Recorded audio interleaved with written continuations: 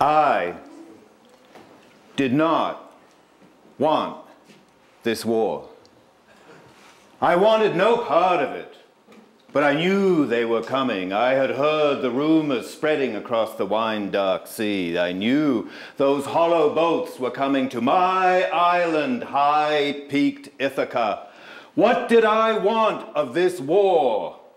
A war for the pride of two brothers, Agamemnon and Menelaus, and they would want me to join in that fight. I wanted no part of it. What did I need of it? In my sea-girt island, there I am, with the love of my life, the woman I won and I chose, Penelope. My son, Telemachus, sweet Telemachus, so new to the world, so tender, to have his father with him, to come of age as a man with his father. What more could a child want? Mother and father together, not to be taken off to war, where blood will flow into hot sand far away. But oh, those boats came to my island. I did what many a man has done before. I acted mad. I acted completely insane. I took an oxen and I took a donkey and I put them to the plow and I made a crazy furrow, and into it I threw salt as though it was seed. There was one amongst them, Palamedes, said, "He's not crazy.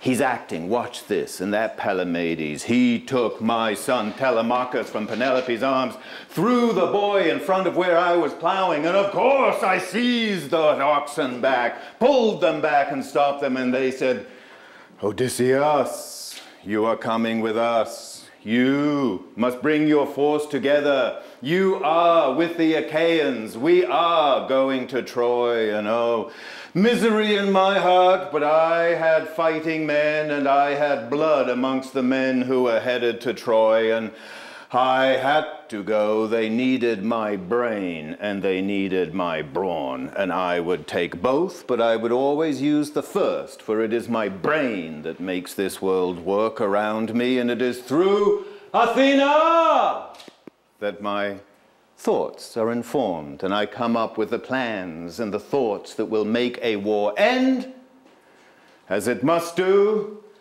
That long fighting, you all know the story of Troy and the fighting we had there before that city. You know what happened there. Oh, the proud Achaeans who died there. Oh, the horror we had getting there. Agamemnon having to sacrifice his firstborn daughter Iphigenia at Aulis to get the wind to blow. What a choice to make, your family or your army. Oh, we went to Troy and we fought so. We fought there, but they were strong. Hector was invincible. The sons of Priam were mighty. Even Scamander rose up against us in fury as we battled there. Achilles coming out of his anger like a man with a scythe taking down men. How we fought, and I could have died there defending the body of Achilles, those spears coming down upon me. But when it was done, and we were worn to a stop, no advantage on either side, I knew it was time for a stratagem, Athena.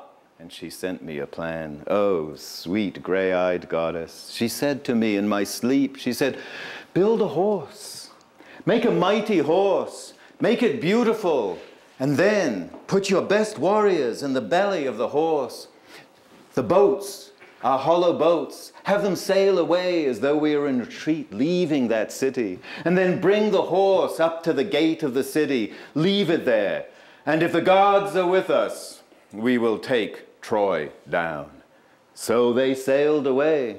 And we were there in the belly of the horse, the best fighters and myself as well. Oh, fear, I can tell you, it was hot. And it was black in the belly of that beast. And we waited there outside the gates.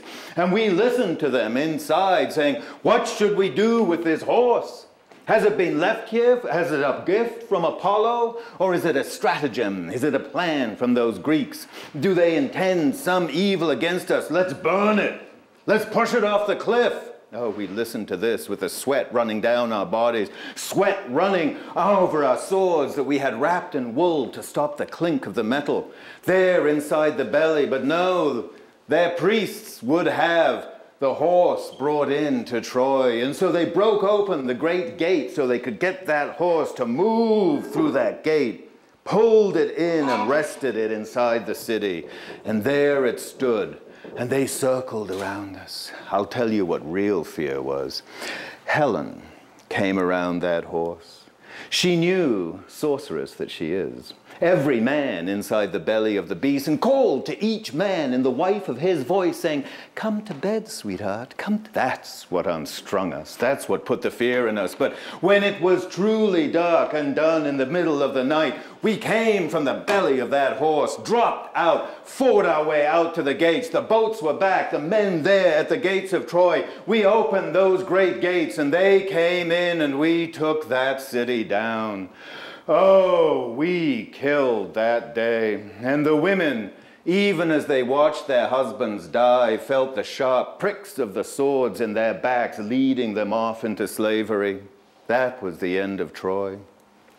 The rest of those men made their way home. My men, well, my men were a particular crew. And it was because of those men that I find myself now sitting on this barren rock here with the goddess Calypso, weeping my bitter tears into salt water. Oh, Calypso, oh, I want to go home. I have lost all my men. I have been on this island of Calypso for 7 long years.